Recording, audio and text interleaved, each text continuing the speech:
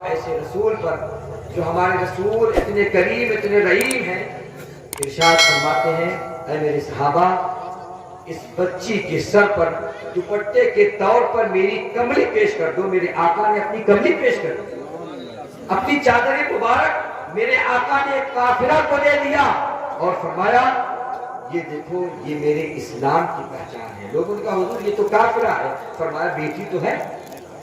آج جو لوگ بیٹی بچاؤ اور بیٹی پڑھاؤ کا نعرہ لگاتے ہیں، ذرا ان سے آپ پوچھیں ان کے اس کردار پر کتنی کردار کشی ہو رہی ہے، اس کا اندازہ ہم بھی لگا رہے ہیں، آپ بھی لگا رہے ہیں۔ روزانہ کے حساب سے آپ اخبارات کا جائزہ لے لیں، جو لوگ یہ نعرہ لگا رہے ہیں بیٹی بچاؤ، خود ان کا عالم یہ ہے کہ ان کے بڑے بڑے منتری لڑکیوں کے ساتھ عورتوں کے ساتھ مستیاں کرتے ہوئے غلط کاری کرتے ہوئے پکڑے جا رہے ہیں، لیکن اس کے باوجود بھی ان کے ساتھ کچھ نہیں کیا جا رہا ہے۔ کیوں؟ اس لیے کہ یہ زبانی جمع خرچ ہے، صرف نعرہ لگانا ہے۔ اور اگر رسول کی بارگاہ میں آؤ تو دیکھو گے کہ اگر کوئی کافر کا بھی جنازہ جا رہا ہے تو میرے آقا فرماتے ہیں اے لوگو اب اس کا آخری وقت ہے، یہ جا رہا ہے، میرے آقا اس کا بھی احترام کر رہے ہیں۔ اور آج میرے آقا کی شان میں گستاخیاں دھڑلے سے ہو رہی ہیں، کوئی جو چاہے منہ اٹھا کے بول دے رہا ہے اور ان پر کوئی کارروائی کے نام پر کچھ نہیں ہو رہا ہے۔ کیوں؟ ہمارے اپنے اعمال کا ہی نتیجہ ہے۔ اس میں جہاں دوسرے لوگ برابر کے شریک ہیں، ہم بھی اس جرم میں شریک ہیں۔ کیوں؟ اس لیے کہ ہم نے رسول پاک صلی اللہ علیہ وسلم کی صحیح سیرت لوگوں کے سامنے پیش ہی نہیں کی۔ اذانیں ہو رہی ہوتی ہیں اور ہم دھڑلے سے بازار میں گھوم رہے ہوتے ہیں اور کہتے ہیں کہ ہم نبی کے دیوانے ہیں۔ کیا یہی نبی سے دیوانگی کا حق ہے؟ نبی سے دیوانگی کا حق تو یہ ہونا چاہیے کہ جب نبی کے نام پر اذان ہونے لگے، حی علی الصلاۃ حی علی الفلاح کی صدائیں بلند ہو تو پھر سب کچھ چھوڑو، پہلے اللہ رب العزت کی بارگاہ میں اپنے سجدوں کا نیاز پیش کرو۔ لیکن نہیں، ہم کو تو اپنی پہلے پڑی ہے، اس کے بعد میں دیکھا جائے گا۔ ہم رسول پاک سے اگر محبت میں واقعی سچے ہیں اور سچا ہونا چاہیے تو پھر ہمیں غور کرنا ہے کہ کمی کہاں ہو رہی ہے۔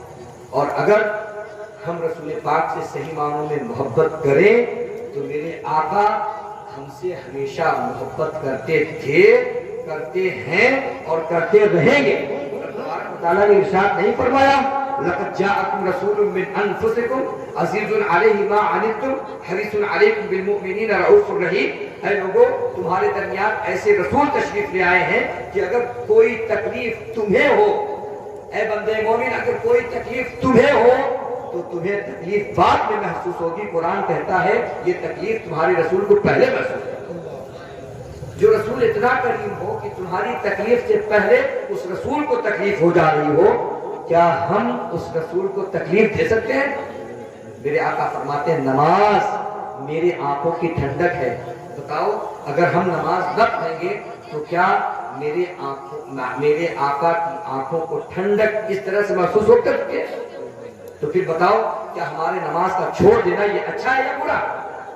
اگر ہم نے محبت کیا تو آپ یقین جانو یہ محبت ہی کا صدقہ ہے کہ جو بھی دنیا میں جتنا ممتاز بلندیاں پاتا گیا یہ میرے آقا کی محبت کے صدقے میں پایا ہے۔ آپ نے بارہا واقعہ سنا ہوگا، میں صرف بتانا چاہتا ہوں۔ آپ کو تقریر تو حضرت مفتی صاحب قبلہ کی سننی ہے، آپ عربی میں سنیں، انگلش میں سنیں، اردو میں سنیں۔ الحمدللہ رب العالمین یہ ہمارے ایسے نوجوان عالم دین ہیں کہ آپ اگر چاہیں تو عربی میں گھنٹوں تقریر کر دیں۔ میں جانتا ہوں مصر کی سرزمین پہ ہم جب ساتھ میں رہا کرتے تھے تو ہم لوگ تو آپس میں کبھی اردو بات بھی کر لیا کرتے تھے، لیکن یہ خطیب یہ ایسے عظیم عالم دین ہیں کہ کئی سال تک اردو زبان تک بولا ہی نہیں۔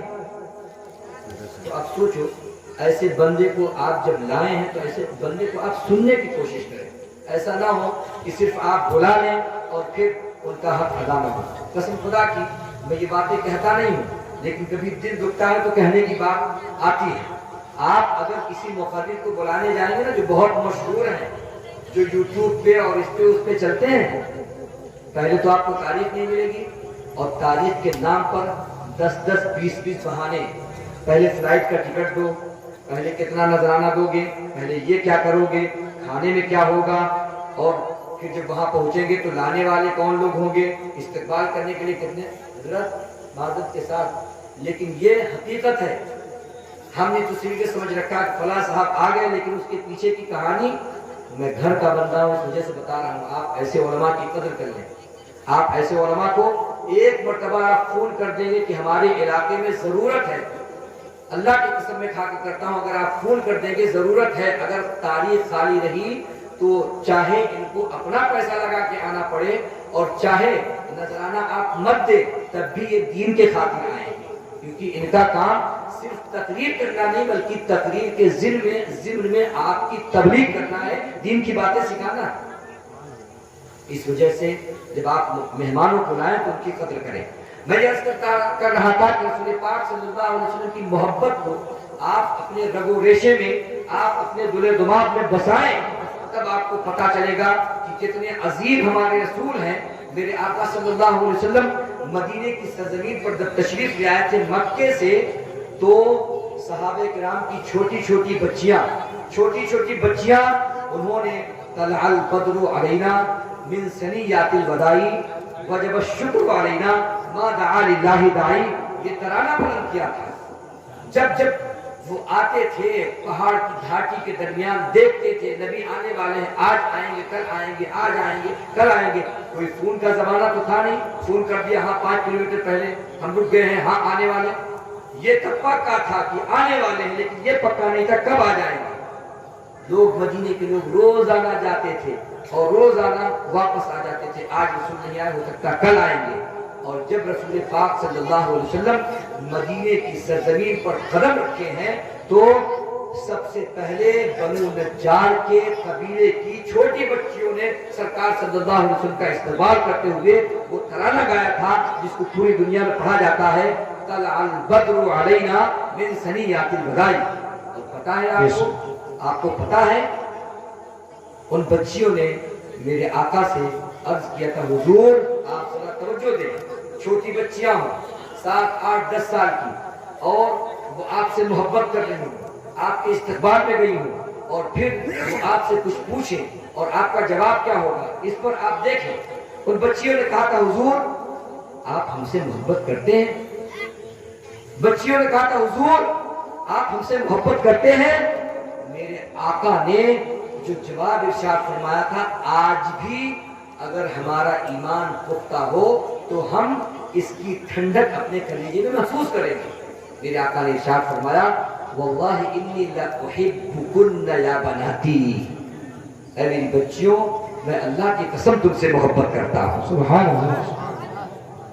وہ بچیاں جو ابھی 8 10 سال کی ہیں، جن کو ابھی نبی کے بارے میں بہت زیادہ معلومات نہیں تھی، لیکن وہ بھی کہہ رہی تھی، حضور ہم آپ سے محبت کرتے، تو بدلے میں رسول پاک نے فرمایا، اللہ کی قسم میں بھی تم سے محبت کرتا ہوں اے میری بچیوں۔ تو بتاؤ وہ نبی جب اتنے کریم ہیں، اتنے رحیم ہیں، اگر ہم ان کا ذکر کریں تو کیا وہ رب کی بارگاہ میں ہمارے لیے بخشش کا پروانہ نہ ڈھونڈیں گے؟ ارے انسان تو انسان ہے صاحب، اگر کوئی بے جان بھی رسول پاک سے محبت کر لے تو اس کا گراف، اس کا اسٹیٹس بلند ہو جاتا ہے۔ آپ نے سنا ہوگا نبی پاک صلی اللہ علیہ وسلم مسجد نبوی شریف میں تشریف فرما تھے، جمعے کا دن تھا، صحابہ کرام نے عرض کیا، حضور ہم نے مسجد کا کونا کونا چھان ڈالا، کہیں سے کسی بچے کے رونے کی آواز آ رہی ہے، ہم نے پوری مسجد کو دیکھ ڈالا، کہیں پر بچہ نظر نہیں آیا۔ میرے آقا صلی اللہ علیہ وسلم مسجد کے ایک کنارے تشریف لے گئے، ایک لکڑی کو اٹھایا، اٹھانے کے بعد ارشاد فرمایا، میرے صحابہ سنو، یہ وہی لکڑی ہے جس لکڑی کو تم نے محراب کی جگہ پر لگایا ہوا تھا، آج تم نے مسجد کو جب نیا بنا دیا ہے، محراب کی لکڑی کو ہٹا کر دوسری لکڑی لگا دی ہے، عمدہ قسم کی لکڑی لگا دی ہے، یہ وہ پرانی والی جو لکڑی تھی جس پہ میں اپنا ہاتھ رکھا کرتا تھا، قسم خدا کی یہ وہی لکڑی ہے جو میری محبت میں بلک بلک کر رو رہی ہے۔ اما یہ وہ لکڑی ہے، بے جان ہے، جو سرکار سے محبت ہو جائے تو رونا شروع کر دے۔ اگر ہم جاندار ہو کر نبی کا کلمہ پڑھتے ہوئے اگر رسول سے محبت کرنے لگے تو قسم خدا کی ہمارے گھروں میں अल्लाह की रहमतें नाजिल होना शुरू हो गई। आज हमारे माशरे का आलम बड़ा खराब हुआ जा रहा है। कुछ मिनट और मुझे दे दें, अभी मेरा टाइम 7-8 मिनट बाकी है। हमारे माशरे का आलम कितना बेकार है आप देखें। मैं खुद भी आपके माशरे का एक बंदा हूं और मुझे पता है कि हमारे माशरे में क्या चल रहा है। आप सोचिए, जरा गौर करें, हमारी मुस्लिम नौजवान बच्चियां, अभी आप दूर न जाइए, कुछ दिन पहले ही हंडिया का एक वाकया था, दमगड़ा का एक वाकया था, सैदाबाद का एक वाकया है, इलाहाबाद के चंद वाकयात हैं, ये हमारे अतराफ के वाकयात हैं। गोपीगंज का एक वाकया है और इस तरह के वाकयात इर्द गिर्द में हो रहे हैं। हमारी मुस्लिम नौजवान बच्चियां गैर मुस्लिमों के साथ शादियां कर रही हैं। ये हो रहा है कि नहीं हो रहा है? हो रहा है ना। ये क्यों हो रहा है? ये इस वजह से हो रहा है क्योंकि हमने अपने बच्चों और अपनी बच्चियों को रसूल पाक से मोहब्बत करना सिखाया ही नहीं। अगर रसूल पाक से हमने सच्ची मोहब्बत सिखलाई होती तो कसम खुदा की हमारी बच्ची अपना जान तो दे देती, लेकिन मुस्तफा का दिया हुआ ईमान ईमान न देती। मोहब्बत क्यों की जाती है आखिर? मेरे आका फरमाते हैं और बुजुर्गान दीन का कौल भी है कि अपने बच्चों को चंद चीजें सिखाओ। एक तो ये बताओ कि अल्लाह एक है, दो हो ही नहीं सकता। एक चीज ये बताओ और दूसरी चीज ये कि नबी से मोहब्बत करने का सलीका सिखाओ।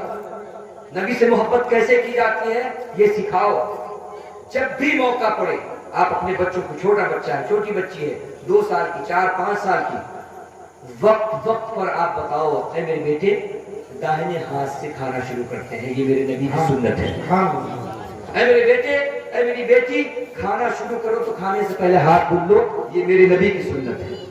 खाना खाने लगो तो लुकमा उठाओ, बिस्मिल्लाह कहो, ये मेरे नबी की सुन्नत है।